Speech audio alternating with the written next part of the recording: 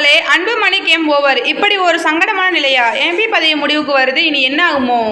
சென்னை பாமக தலைவர் அன்புமணி ராமதாஸின் ராஜ்யசபா எம்பி பதவி முடிவிற்கு வர உள்ளது. இதனால் அவருடைய அடுத்த மூவ் எப்படி இருக்கும் என்ற கேள்வி எழுந்துள்ளது. கடந்த 2019 லோக்சபா தேர்தலை, அதன் பின் நடந்த 2021 சட்டசபை தேர்தலை அதிமுக, பாமக ஆகியோர் ஒன்றாக எதிர்கொண்டார்கள். அதன் பின் நகர்ப்புற உள்ளாட்சி தேர்தல், ஊரக உள்ளாட்சி தேர்தல், இடைத்தேர்தலில் இவர்களின் கூட்டணி முறிந்துவிட்டது. அதன் பின் திராவிட கட்சிகளுடன் கூட்டணி இல்லை என்று பாமக கூறி வருகிறது. அதன்படியே 2024 லோக்சபா தேர்தலில் அதிமுக கூட்டணி வைக்கவில்லை.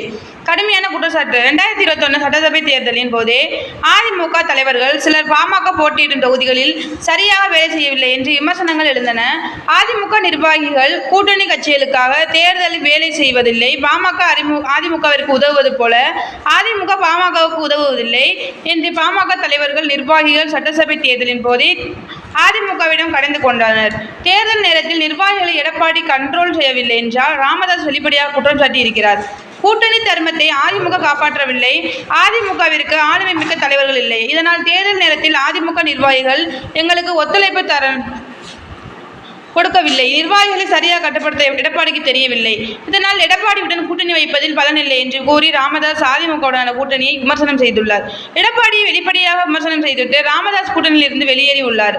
பாமக தலைவர் அன்புமணி அதிமுக கூட்டணியில் இல்லை என்றாலும் அதிமுக தயவிலிருந்து எம்பி பதவியில் நீடித்தார்.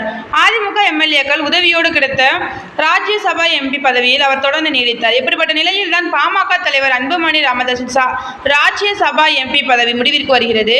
இதனால் அவர் எம்பி பதவி இல்லாமல் தொடரும் நிலை ஏற்பட்டு உள்ளது. இன்னும் 9 மாதங்களில், அதாவது 2025 ஜூன் 25ஆம் தேதியுடன் அன்புமணியின் மாநிலங்களவை எம்பி காலம் முடிவடைகிறது. அதிமுக கொடுத்த எம்பி சீட் அது மறுபடியும் எம்பியாக வேண்டுமென்றால் திமுக அதிமுக கூட்டணிகளில் இடம்பெற வேண்டும்.